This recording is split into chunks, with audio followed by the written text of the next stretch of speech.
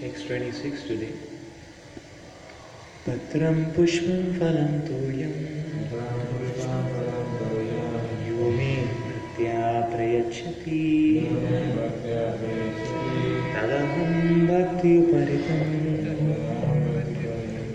asnami prayatatmanah. If one offers me with love and devotion a leaf, a flower, fruit or water, I will accept it.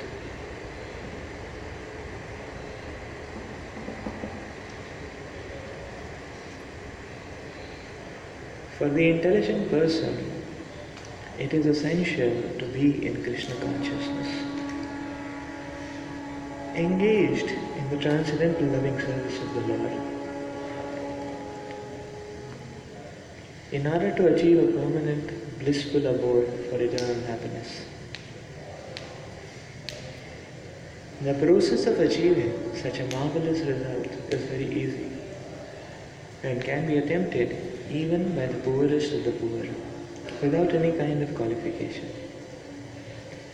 The only qualification required in this connection is to be a pure devotee of the Lord. It does not matter what one is or where one is situated. The process is so easy that even a leaf or a little water or fruit can be offered to the Supreme Lord in genuine love, and the Lord will be pleased to accept it. No one therefore can be barred from Krishna consciousness because it is so easy and universal.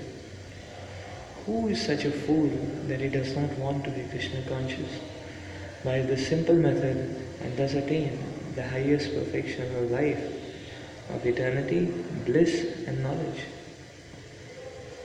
Krishna wants only loving service and nothing more. Krishna accepts even a little flower from his pure devotee. He does not want any kind of offering from a non-devotee.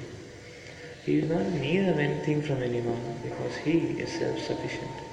And yet, he accepts the offering of his devotee in an exchange of love and affection. To develop Krishna consciousness is the highest perfection of life.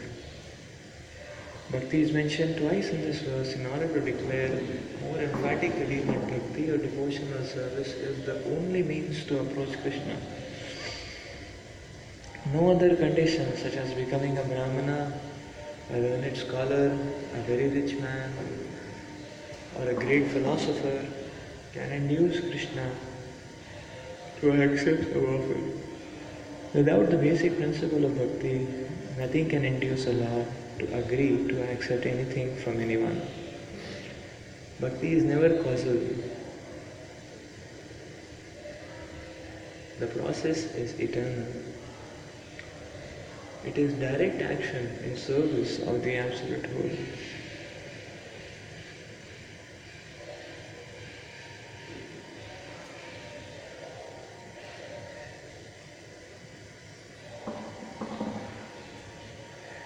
Here Lord Krishna, having established that he is the only enjoyer, the primeval Lord, and the real object of all the sacrificial offerings, reveals what types of sacrifices he desires to be offered.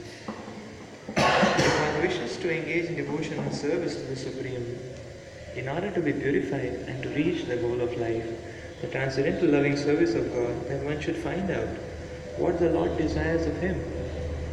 One who loves Krishna will give him whatever he wants, and he avoids offering anything which is undesirable or unasked.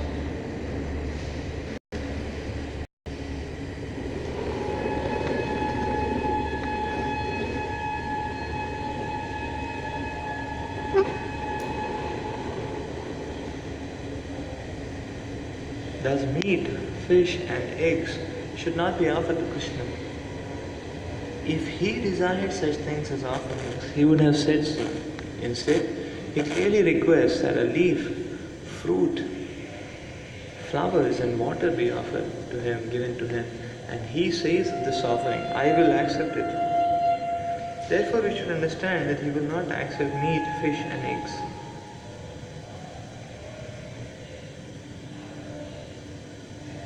Vegetables, grains, fruits, milk and water are the proper foods for the human beings and are prescribed by the Lord himself.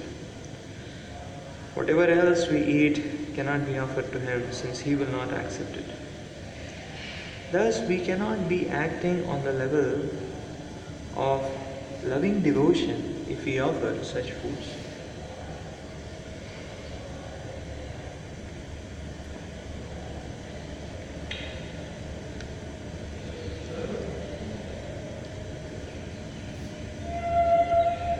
In the third chapter, verse 13, Shri Krishna explains that only the remains of sacrifice are purified and fit for consumption by those who are seeking advancement in life and release from the clutches of the material entanglement.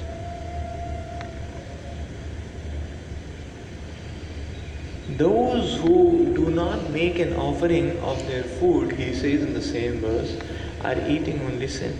In other words, their every mouthful is simply deepening their involvement in the complexities of material nature.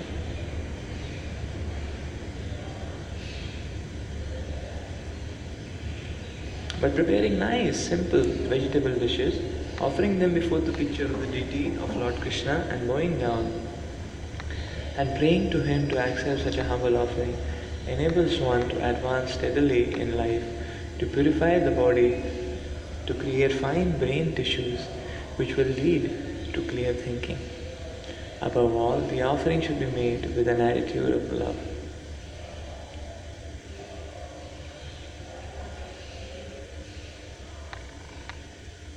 Krishna has no need of food since he already possesses everything that be, yet he will accept the offering of one who desires to please him in that way. The important element in preparation, in serving and in offering is to act with love for Krishna. The impersonalist philosophers who wish to maintain that the absolute truth is without senses cannot comprehend this verse of Bhagavad Gita. To them it is either a metaphor or proof of the mundane character of Krishna, the speaker of Bhagavad Gita. But in actuality, Krishna, the Supreme Godhead, has senses, and it is stated that his senses are interchangeable. In other words, one sense can perform the function of any other.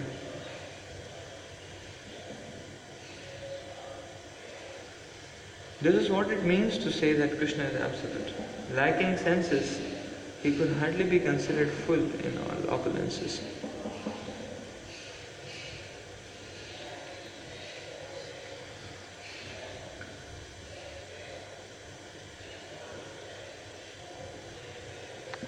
In the 7th chapter, Krishna is explained that he impregnates the living entities into the material nature. This is done by his looking upon material nature. And so in this instance, Krishna is hearing the devotee's words of love in offering foodstuffs. And offering foodstuffs is wholly identical with his eating and actually tasting. This point should be emphasized because of his absolute position. His hearing is wholly identical with his eating and tasting. Only the devotee who accepts Krishna as he describes himself without interpretation can understand that the supreme absolute truth can eat food and enjoy it.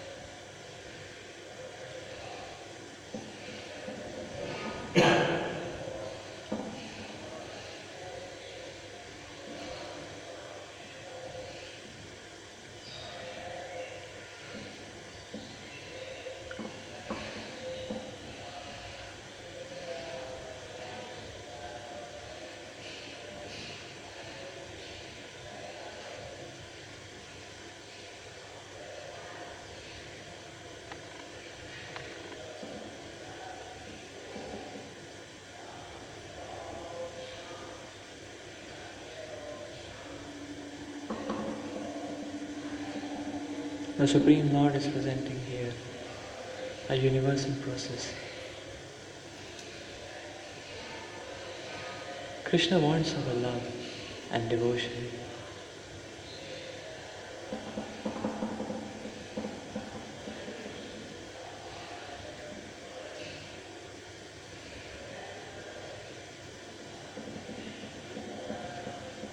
He wants to taste our love and devotion, actually.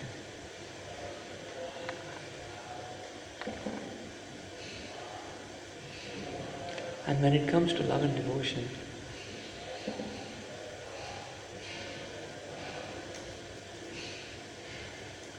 there are no external metrics which apply.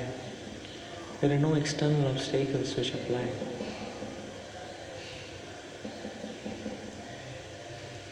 There are no external obstacles which apply.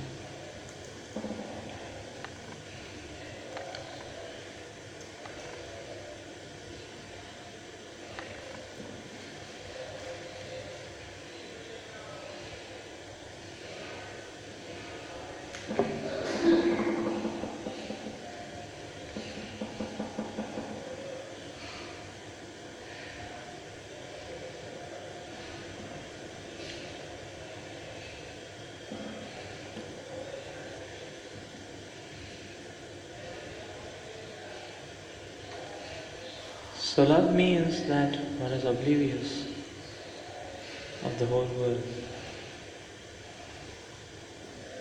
All one knows and remembers is his object of love.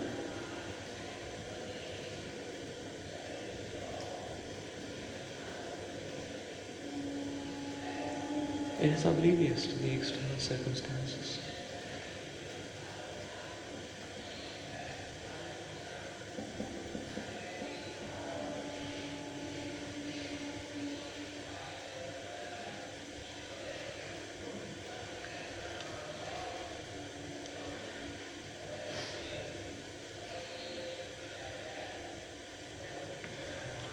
So in that sense, it's not very important what one gets, but whatever one gets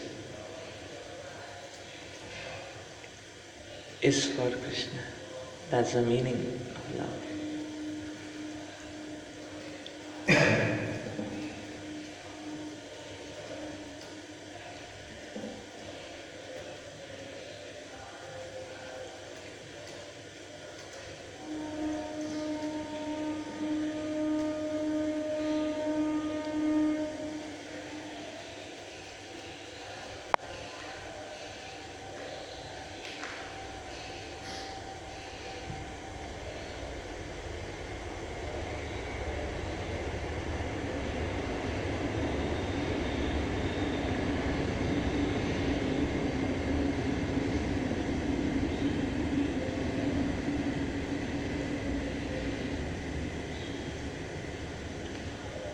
So this is such an amazing principle actually. Just like we see many times.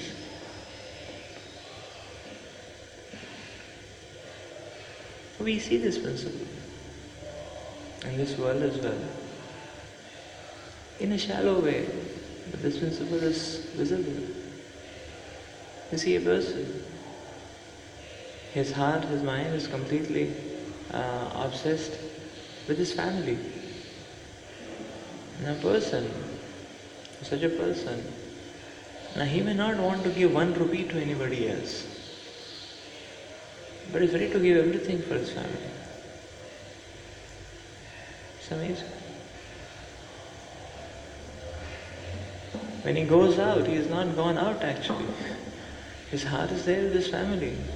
His mind, his thoughts are completely filled with his family. And he does the needful and comes back. And whatever he gets, he offers to his family.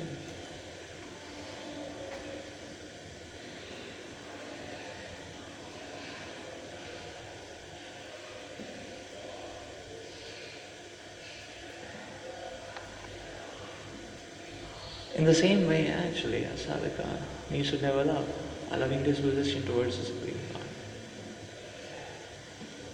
So many times people, they run after getting things, but in the pursuit of getting things, people forget to offer it to Krishna. It's unfortunate, but that is the way it goes many times.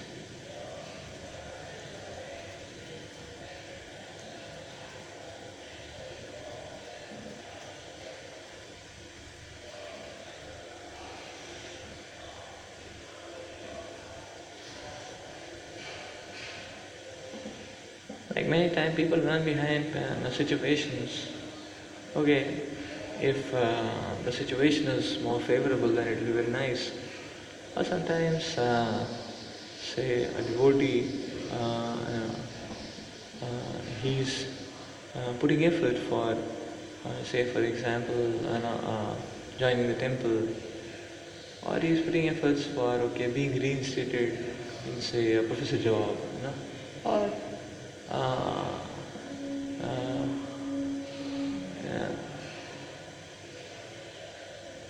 or getting his sisters married or whatever.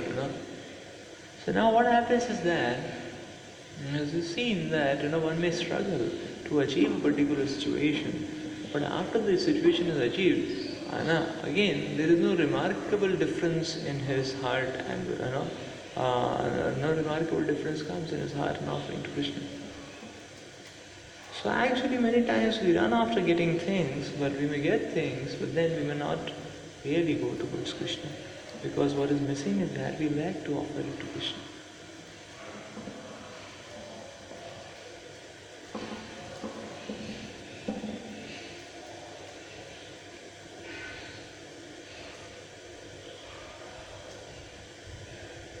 So therefore the principle is not that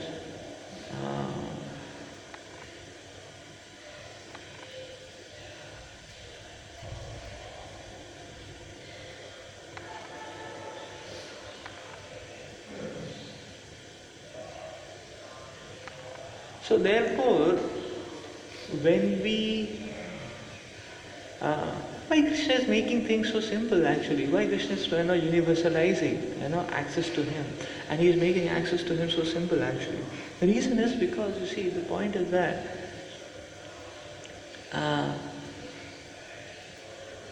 we can make time to time offering to Krishna. That's the meaning actually.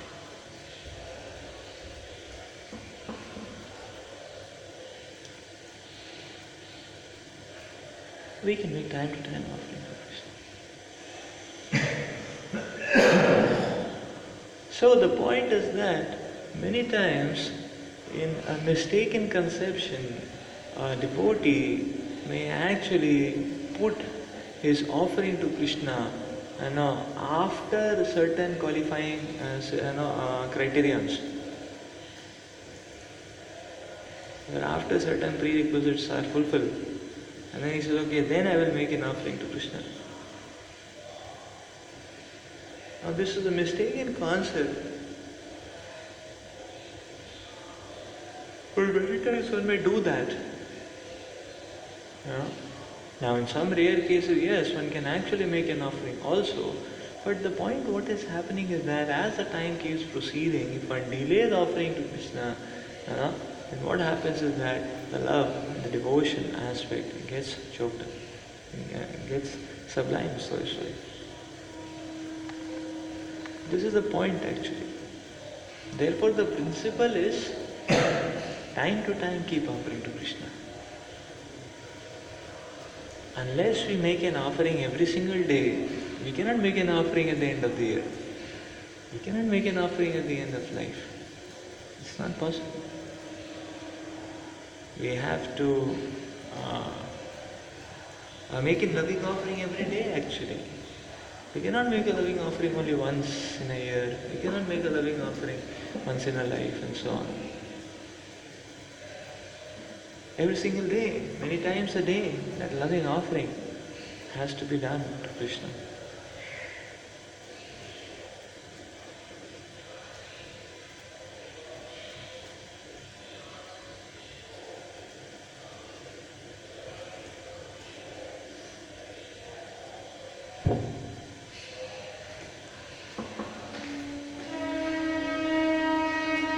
It has to be done time to time.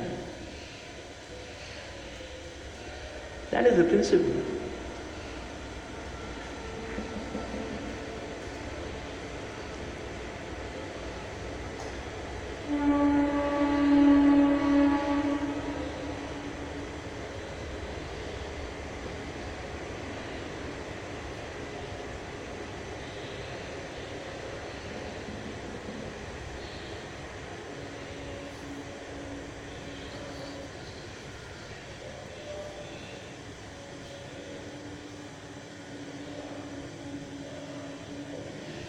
Srila Prabhupada makes a beautiful point that bhakti is mentioned twice in this verse in order to declare more emphatically that bhakti or devotional service is the only means to approach Krishna.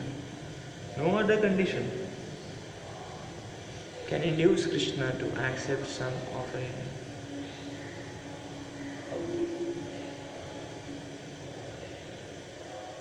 No other condition.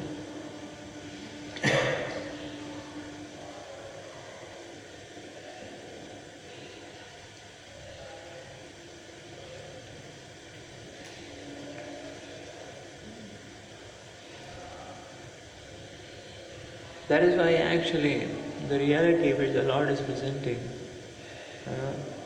or the process of Bhakti Yoga, the reality which it presents, has a very prominent place of the Lord and the Acharyas. And it doesn't have a prominent place for the external happenings.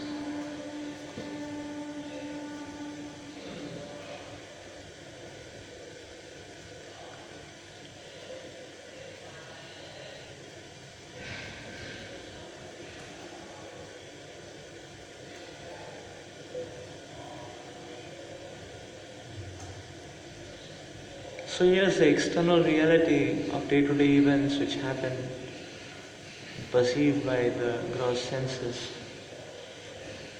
that reality is misleading and cheating.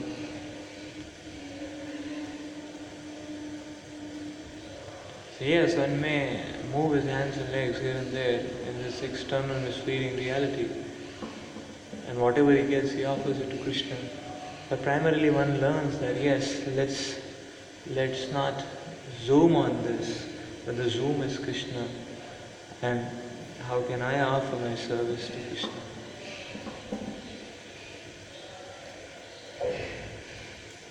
That is the principle.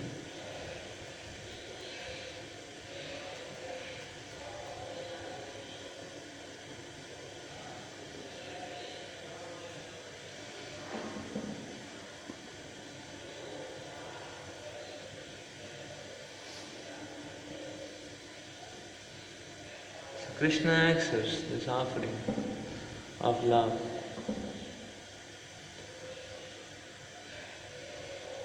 So yes, here it is explained that the Supreme Lord is omnipotent and his every sense can do the function of every other sense, like that. That is there for us to understand that how great and amazing the Supreme Lord is. Now what is the depth of the opulence of the Supreme Lord? But then, when we deal with Krishna, we deal very personally. Not that, okay, you can take an offering from any sense. So fine, let me offer Bhoga in his ears. Let me,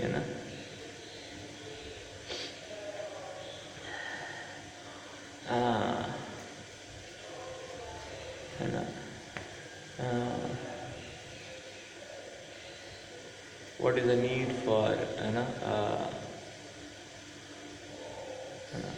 the specifics of worship?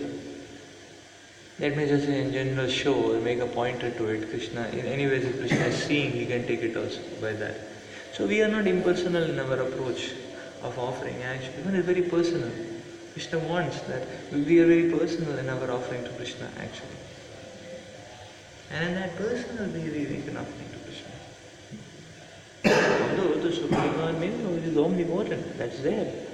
But when we approach Krishna, we approach in a very loving manner, in a very personal manner actually. That's how we approach Krishna as. So yes, Krishna is not attracted by externals.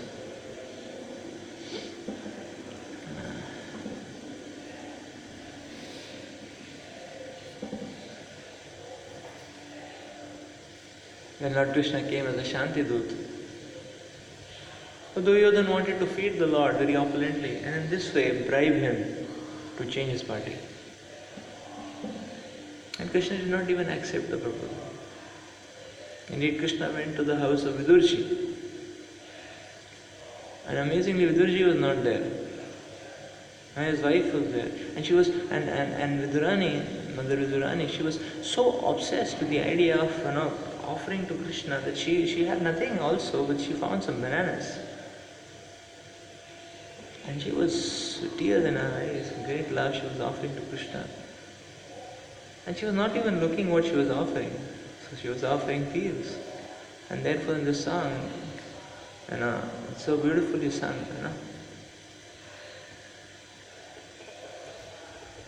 that Krishna is that seeker of love.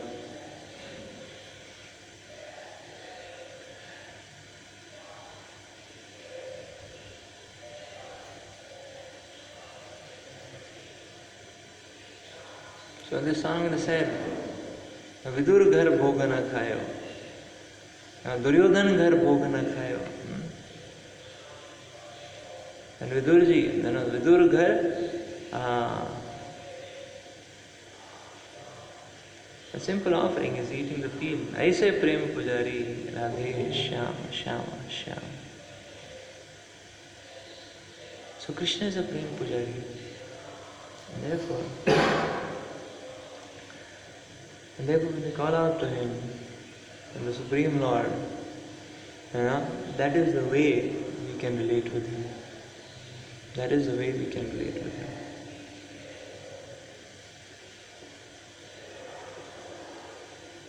So Krishna is a seeker of love. And the more we learn to offer our love to the Lord,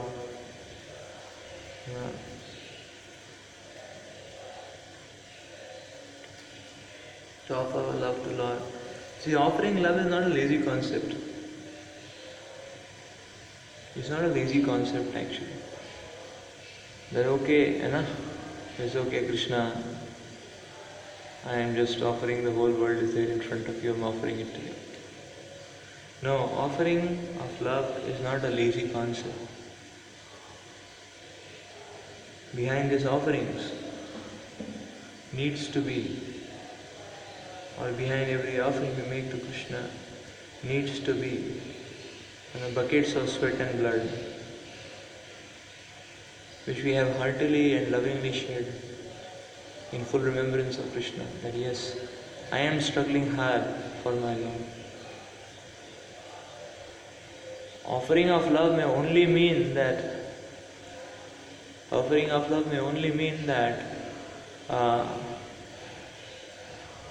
that yes, results may or may not manifest in the way one may have planned to offer it to Krishna, on the way, magnitude or time frame or whatever. But, so yes, results, may not be there, but then efforts and endeavors need to be very solid. That is love actually. That we are struggling hard for Krishna. So many times, it may be possible that a devotee may translate love as laziness. Love is not laziness, actually. Love is not laziness. And therefore one needs to be very hardworking to serve Krishna. One needs to be very hardworking to serve Krishna. It's not that, we say, okay, loving concept, we can just offer water, leaves, so why to work hard? No. Why to build temples? Why to,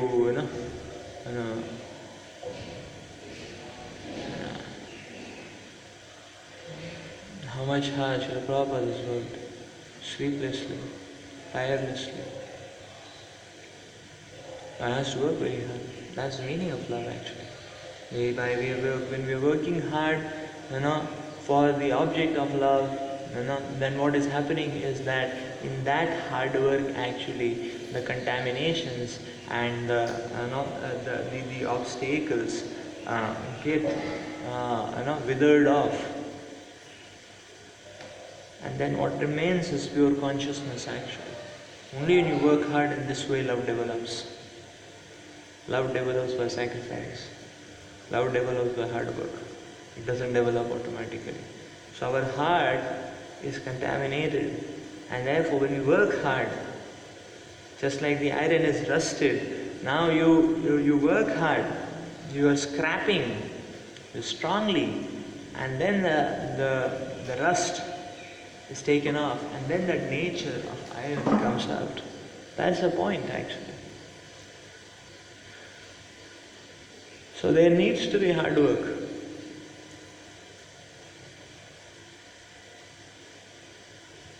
There needs to be solid hard work for Krishna actually.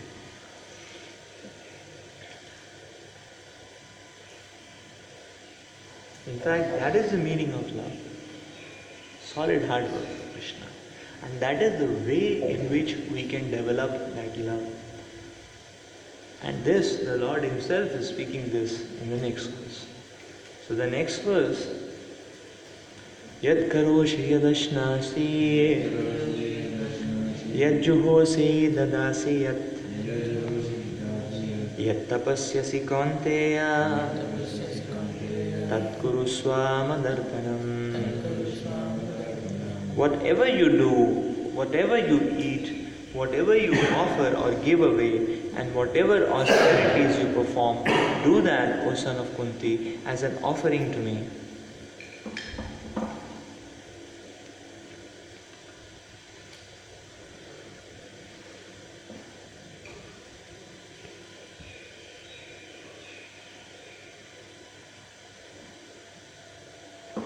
So therefore a devotee, he grows. As a devotee grows, a devotee should become highly responsible and highly hardworking and laborious actually to serve Krishna, because only in that way the love is developing. Here the Lord is explaining that okay, if somebody doesn't have love, what he should do? Then he should do 927. The Lord is saying that whatever you do, offer it to me. Whatever austerities you perform, whatever you eat, whatever you do, you offer it to me. If I have no love, just make an offering, just make an offering, just make an offering. By that hard work actually, by that churning of the heart, then the love develops actually. The love develops. And then that same hard work and churning remains, but now it is imbued with so much love, and which is ever exceedingly increasing storehouse of love. With that one is making his offering. And that's what the Lord is explaining here at Karoshi Vishnasi. Thus, it is the duty of everyone to mold his life in such a way that he will not forget Krishna in any circumstance. Everyone has to work for the maintenance of his body and soul together, and Krishna recommends herein that one should work for him. Everyone has to eat something to live, therefore he should accept the remnants of foodstuffs offered to Krishna. Any civilized man has to perform some religious ritualistic ceremonies, therefore Krishna recommends do it for me. And this is called archan. Everyone has a tendency to give something in charity. Krishna says, give it to me. And this means that all the surplus money accumulated should be utilized in furthering the Krishna consciousness movement. Nowadays, people are very much inclined to the meditational process, which is not practical in this age. But if one practices meditating on Krishna 24 hours a day, by chanting the Hare Krishna mantra around his beads, he is surely the greatest meditator and the greatest yogi, as substantiated by the 6th chapter of Bhagavad Gita.